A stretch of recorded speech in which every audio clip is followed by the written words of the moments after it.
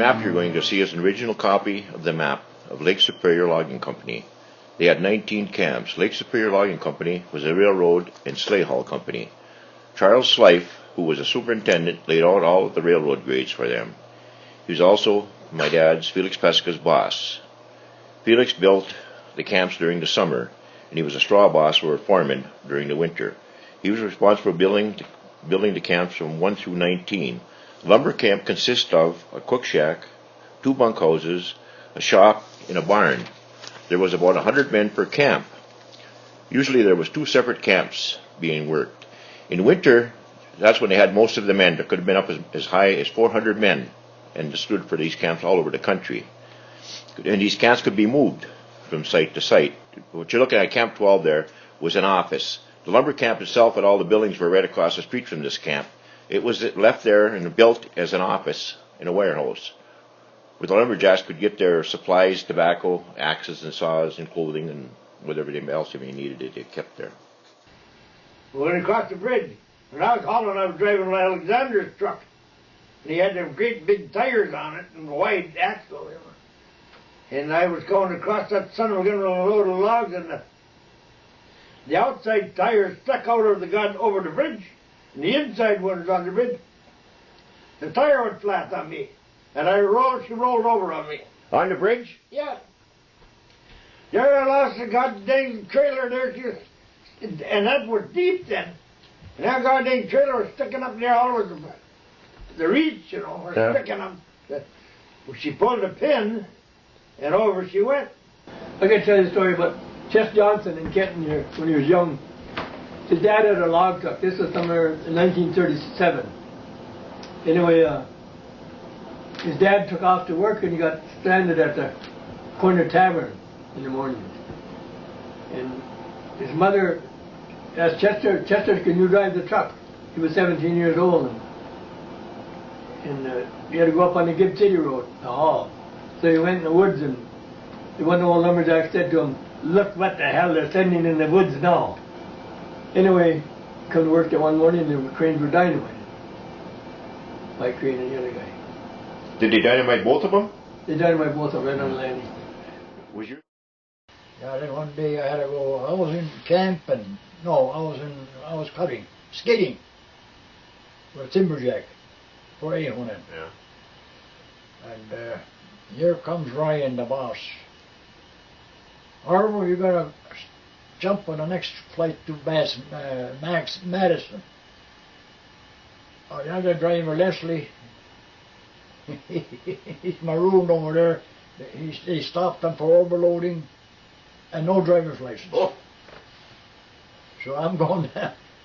I hopped the flight to Madison Airport, and from there I took the cab to the weighing station. And I see Leslie sleeping in a truck. He had that 38-wheeler, big one. Oh, that's a lot of tires. So, yeah. And he was going to go to Chicago. What do you have, a load of lumber? Load of lumber. Yeah. Yeah, oh, he was stacked, boy, I'll tell you. So, in the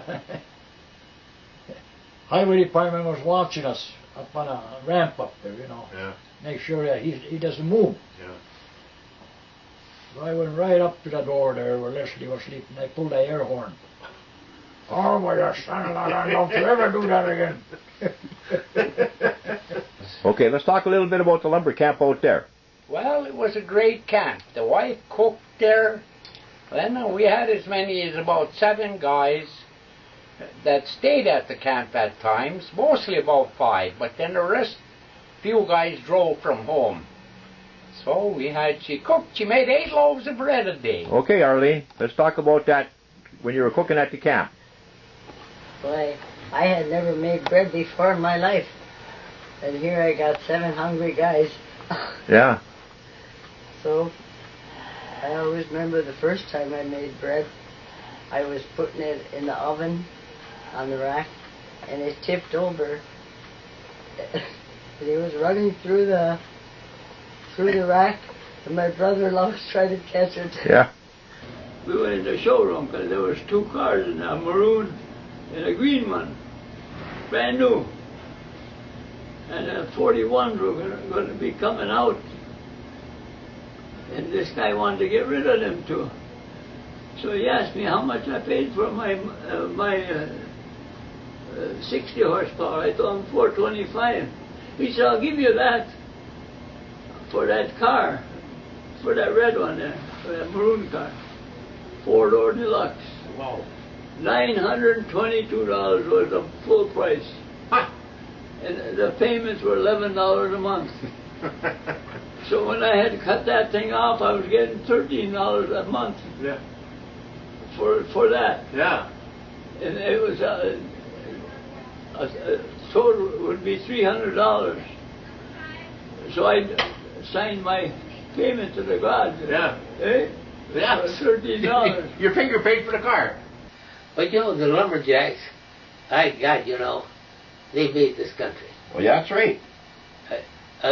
Of course, the lumberjacks, that's kind of a rude name to call them, because a lot of them were just ordinary farmers, you know. Yeah. Had to make a living, go to camps for the winter, you know. Two types of lumberjacks. One type would these farmers come in and have work for the winter. In other words, the lumberjacks at work and get drunk and go back to work again.